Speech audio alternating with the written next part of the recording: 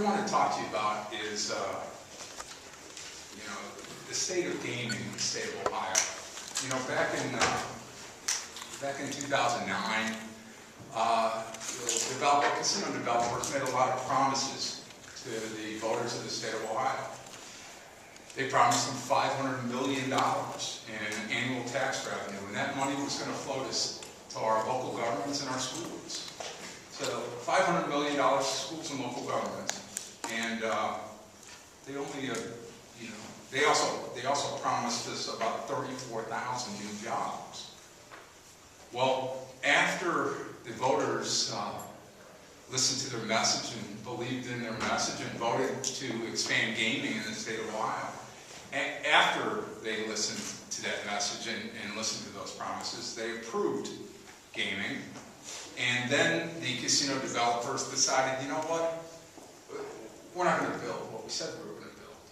We're going to build casinos that, and entertainment venues and dining venues.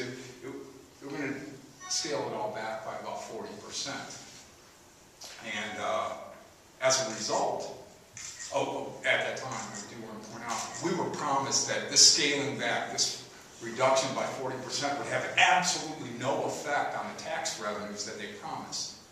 So they built casinos that were 40% smaller than what was promised, and as a result, we didn't create 34,000 jobs. We only created about 15,500 jobs. And Bob, come on up and join us. And instead of creating $500 million a year in annual tax revenues for our schools and local governments peaked at $272 million, and they've been falling since 2013. The revenues are about 46% below the revenues that were promised. Strangely enough, about the same as the reduction in size.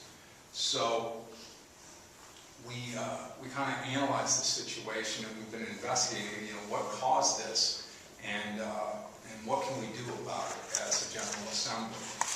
Well, one of the things I want to talk to you about is promotional gaming credit. Now, you guys have been to businesses and you've seen things. Let's see. What if you wanted to attract people to your business and you wanted to give them a free coffee cup? Or what if you wanted to attract people to your business and you wanted to give them a free hat? Okay?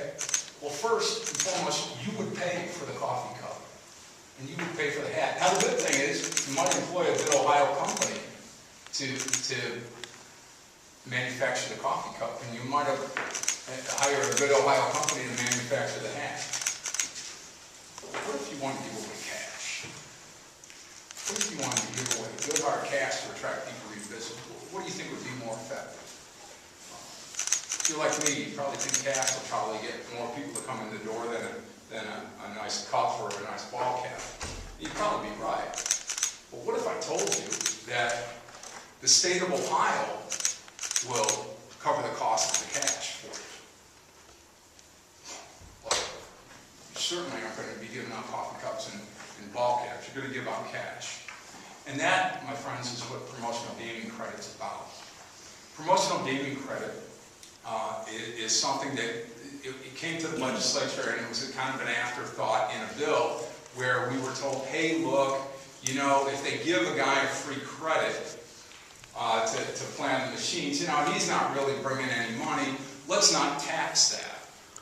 And this is just a small perk they give to some of the people that come and play, and it's not a big deal. Ladies and gentlemen, it is a big deal. This month, March 2015, Ohio's casinos and race-casinos have surpassed $500 million in promotional gaming credit. $500 million has been given out in the short time that we've had gaming in the state of Ohio as promotional gaming credit. Now, what's the expense? Let's say you go to a casino and you take $20 out of your pocket, you pull it out of the stack, you put $20 in a machine. What's the cost of the casino of that?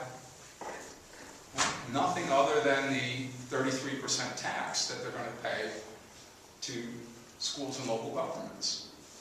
So roughly, just under $7 is going to go to schools and local governments from that $20.